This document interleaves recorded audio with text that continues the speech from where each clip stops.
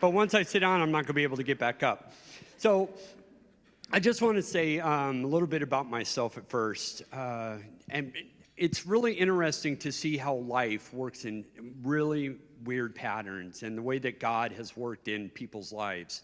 So I was an unwanted pregnancy, and I was very close to being aborted, which wouldn't be very good for my career.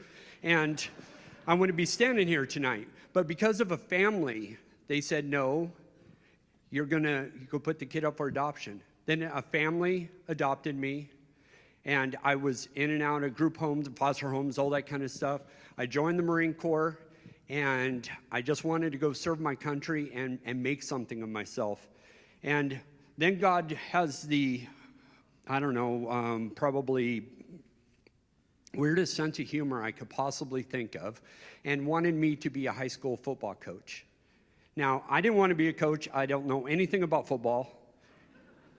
You can't even make that up.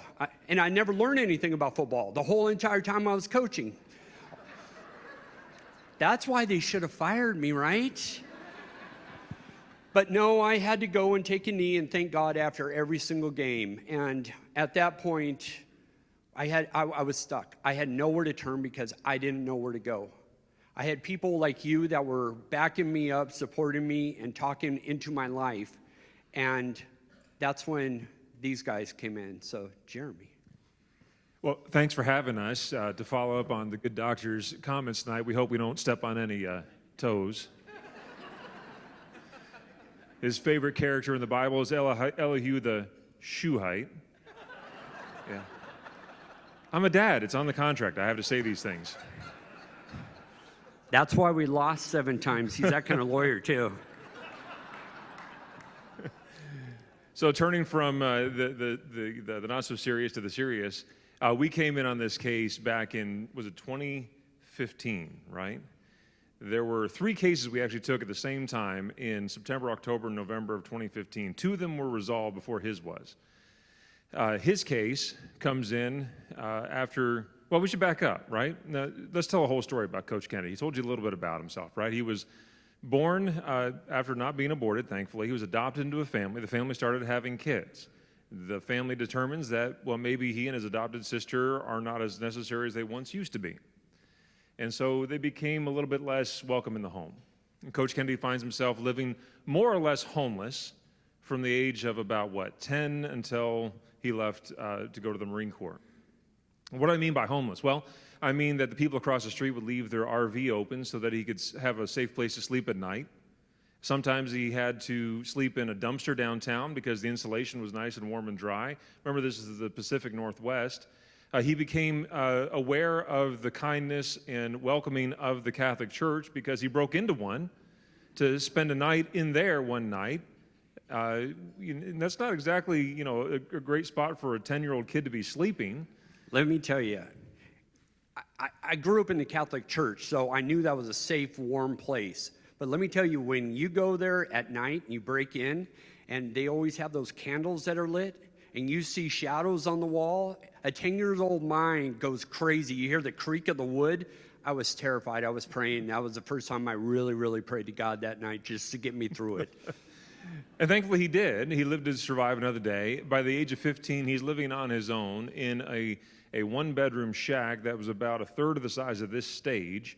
I don't know what you were doing at the age of 15. I was not renting a place on my own. He was writing his own little doctor's notes. Please excuse myself from school today because I can't come. I'm sick. And then eventually gets himself into, it was first the Army you actually got into. Little known You fact. didn't have to say that. I didn't have to say that part? I tell everybody I started out in the Army, but I grew up and became a Marine. So there you go. Quickly he becomes a Marine and goes off and leaves Bremerton with the intention never, ever to come back to Bremerton. He shook the dust off the town, was not going to come back to Bremerton. Only bad memories were left in Bremerton. And then he goes to the Marine Corps. He does Marine Corps stuff. There's a lot of stories, but this really is a PG audience. Let's just leave it at that. There's a lot of really good stories that are in the Marine Corps time. And he learns during the Marine Corps how to move men on a mission, right? How to make them from boys to take them into war, to move them, motivate them into some sort of mission. He gets out of the Marine Corps having served his 20 years and decides to go back to Bremerton, Washington. because the girl he met when they were 9 years old, that he fell in love with at 9 years of age, they both had gone into two different paths in life, and he went back to marry Denise. She did take 31 years to wear her down, but eventually I broke through, and we did get married. There were really no other options left at that point. Yeah, that's true. And so they end up back together in Bremerton. So Coach was, at the time, running around Bremerton, Washington, wearing a Bremerton Knights t-shirt, and lo and behold, this guy pulls off the side of the road and says, "Hey, you're wearing a Bremerton Knights t-shirt. You must be a coach. You got to coach football for us." It was the athletic director of Bremerton High School. And this is apparently how they select their coaches in Bremerton. They find people that are running around town and say, "Hey, you look somewhat athletic. Why don't you come and coach for us?" And Coach had absolutely no... Now, remember, when he was in high school, he was 4'10" and probably 85 pounds sopping wet. They wouldn't let him play football because it was a liability to them. And so he didn't play football, but they were after him forever. I guess, had asked everybody else in Bremerton to coach, and they had all said no. The coach was serious about it because X's and O's were one thing. He didn't pride himself on knowing much of that, but he did know how to move men on a mission. He had learned that in the Marine Corps. And he also knew that there were kids just like him who had grown up that didn't have a dad, that didn't have a meal that night, didn't have a place to sleep that night. And he knew he could be a coach for them. But still, I mean, coaching's a big deal. He's got a full-time job. How do you do this whole thing? Well, it comes to one weekend where they're seriously considering this, and he watches a movie late at night. Flipping through the channels, comes upon this movie called Facing the Giants. And in Facing the Giants, he sees this guy, he was unmoved. He was moved, right? I mean, you can't not watch Facing the Giants and come away without having a little bit of a lump in your throat at the very least, right? I'm glad you didn't say that I was crying on the, Weeping like a little girl. I mean, yeah. just absolutely embarrassingly crying, snot and everything, just embarrassing. So he decides, look, I'm going to do this football coaching thing, but if I'm going to do it, I'm going to do it like this coach does. At the end of every game, I'm going to go to the 50-yard line. I'm going to take a knee in silent prayer by myself. And so he does. He agrees.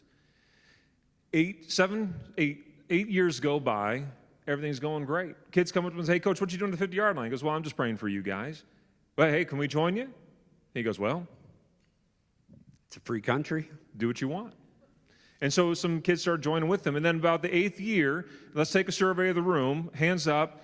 It all started with a complaint.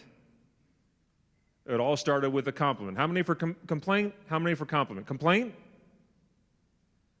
This is a very indecisive crowd, or they've heard the story before. Compliment?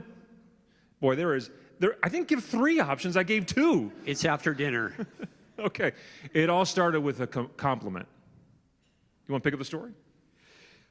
Sure.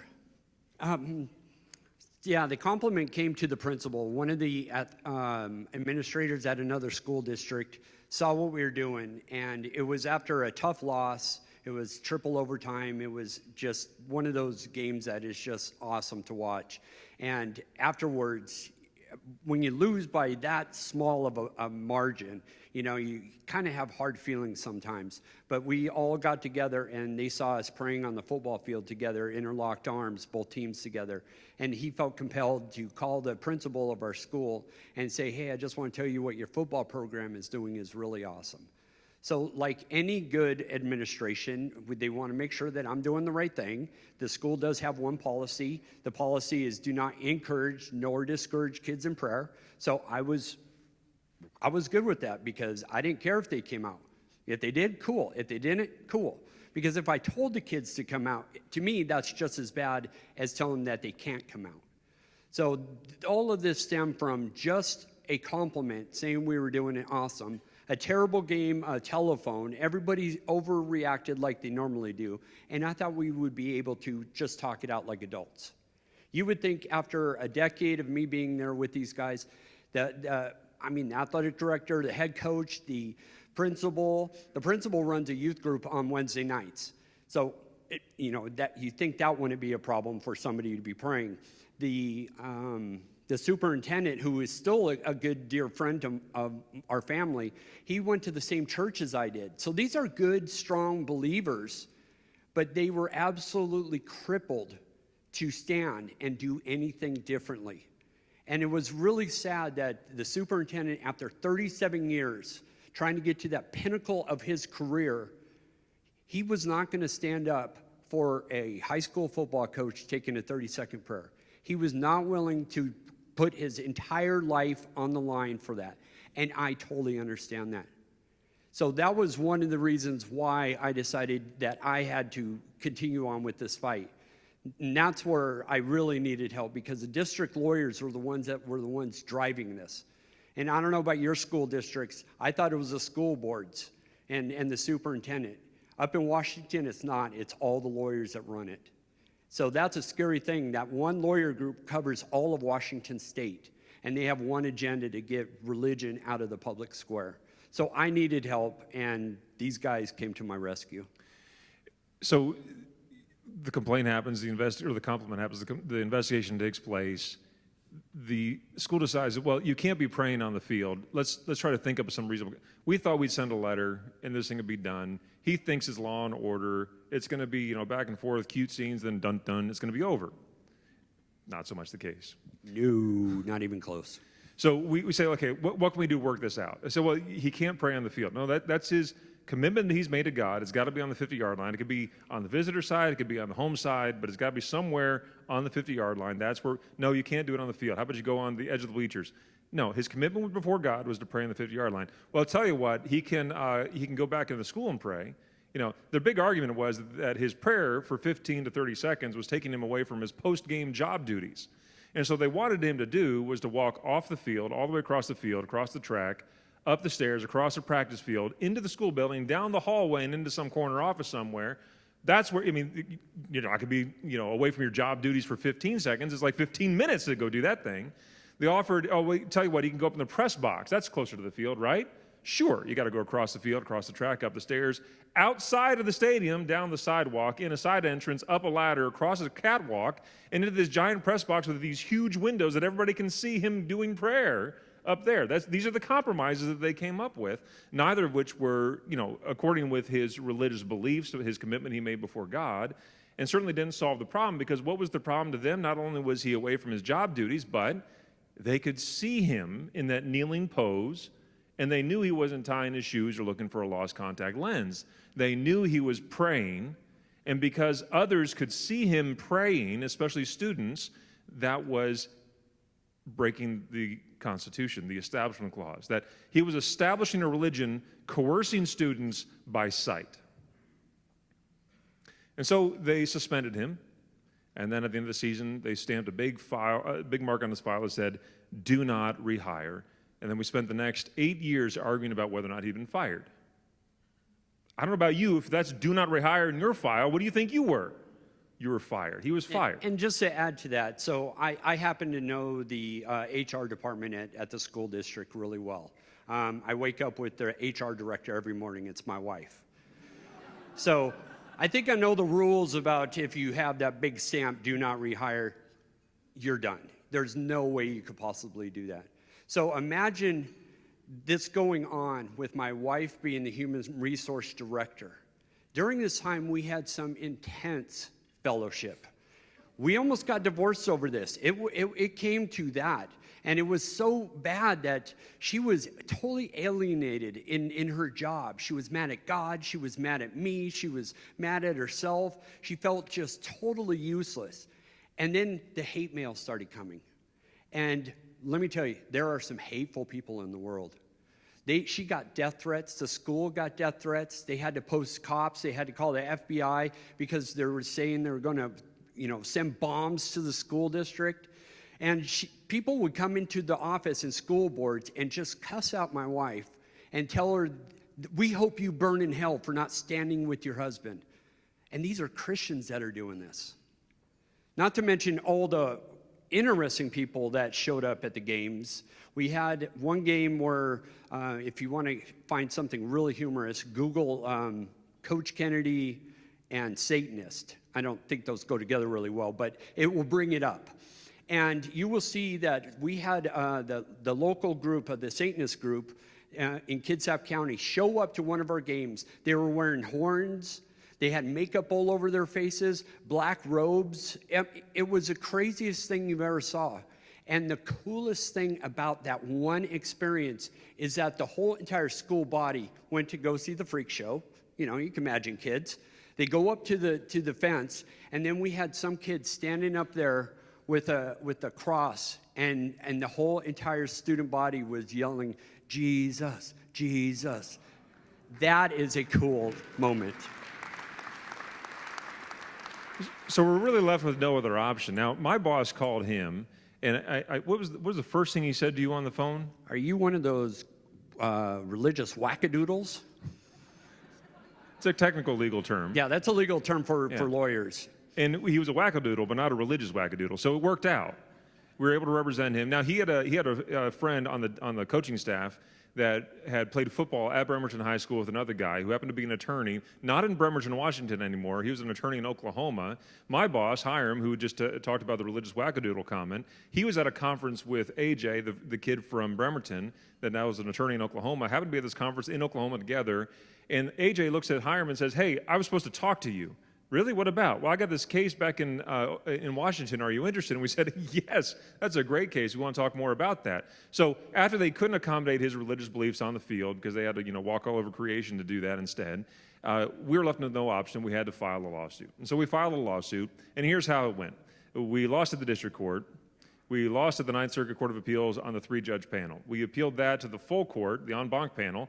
We lost that case. We appealed that to the Supreme Court of the United States, and we lost that. But we stayed alive, so we had to go back to the district court where we promptly lost. And we went back to the Ninth Circuit 3-court panel, and we lost that case. And They totally sucked. I can't believe that I hired these guys. One more time, we go to the full panel of the Ninth Circuit Court of Appeals, and we lose that case as well. That's seven different times that we've gone to the to all these courts. We were 0 for 7.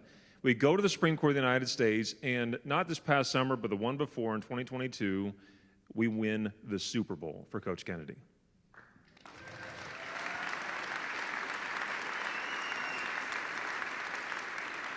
I was telling the group earlier that when we were meeting that Jeremy and I have been together for 8 years. Now, that was longer than my second marriage, and I consider him to be soon to be my ex-wife, because this marriage needs to get over sometime. I see him more than I see my wife these days, which I don't mind his company, but come on, 8 years. That is just way, way too long.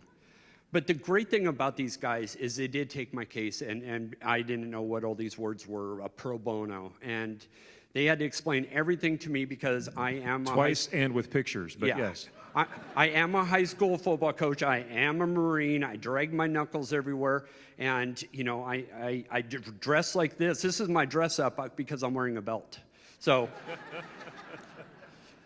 these guys come along, and they really did save my life. And it's because of people exactly like you are the ones that are supporting these guys. Because this whole thing costs $6.9 million for this court case alone. And I would have been instantly crushed. Could you imagine a high school football guy trying to pay these bills? How do you fight the system like that? I had no idea. But the only thing I did know is when I was sitting in front of my football team and they said, "Coach, can't you just give in? This is really sucking for all of us. We want you to stay as a coach." And I knew at that moment when they said that I had to stand up. There was no way I could back down. Can you imagine what kind of hypocrite I would have been? I tell these guys, I don't care if your finger hurts or your boo-boo hurts. Rub some dirt on it. Get back into the football game. Now all of a sudden, because I'm going through a little bit of pain, a little bit of suffering, or some discomfort, I'm going to quit. There was no way I could do that. I had to set an example for my team. So they were a big driving force because I didn't have anybody when I was a kid. I had nobody. I don't know if anybody else, did anybody get expelled in 3rd grade? Not a one. I've been waiting at every event to see a hand go up. I know, just one. I see these little kids up here singing, and I was like, how could somebody like that get expelled from school? I'm just talented, I guess. You weren't them, that's why. Those are good kids. This was a really, really hard thing to go through. But as I look around this room, I am just so motivated because I get a look into each one of your eyes. And I'm even going to stand up because I take a look at, the family voice, and I see this wonderful thing that says, stand. That is so fitting for what we need to do in America right now. I don't have to tell you this. You guys know this. But let me tell you, because you stood with me, I won my case. It wasn't because of me. It wasn't because of the lawyers losing 7 times. It wasn't even because of the Supreme Court. It was because you guys prayed. If the entire nation starts praying, amazing things happen.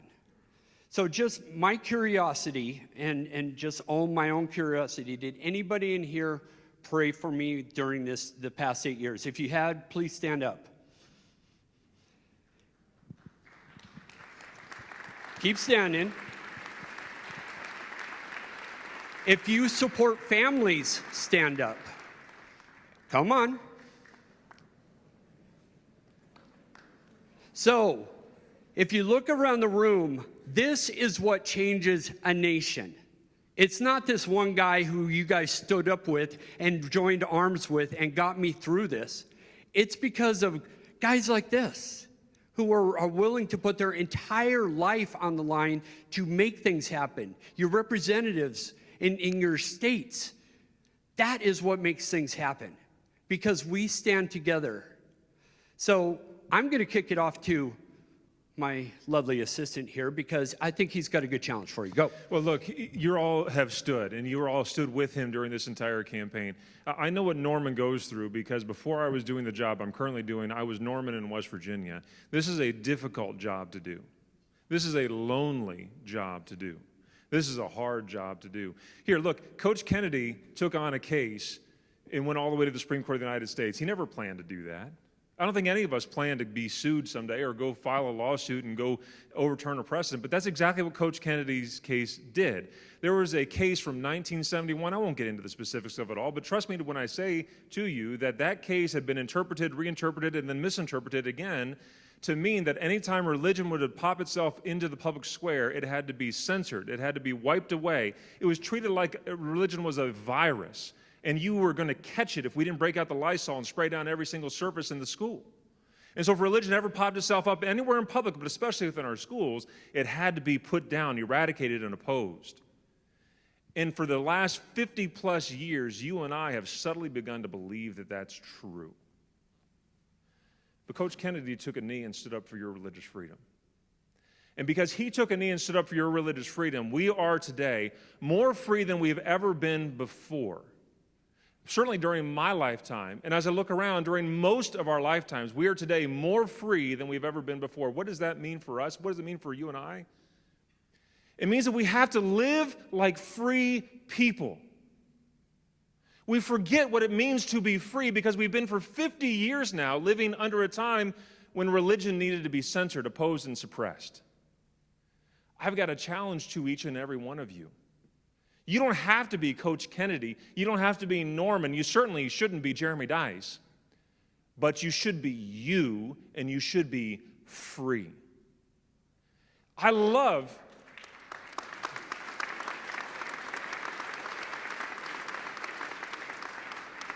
the work that we get to do at First Liberty Institute, defending religious liberty for all Americans. I absolutely love it. I love suing the right people and making trouble for them all the day long. I love it.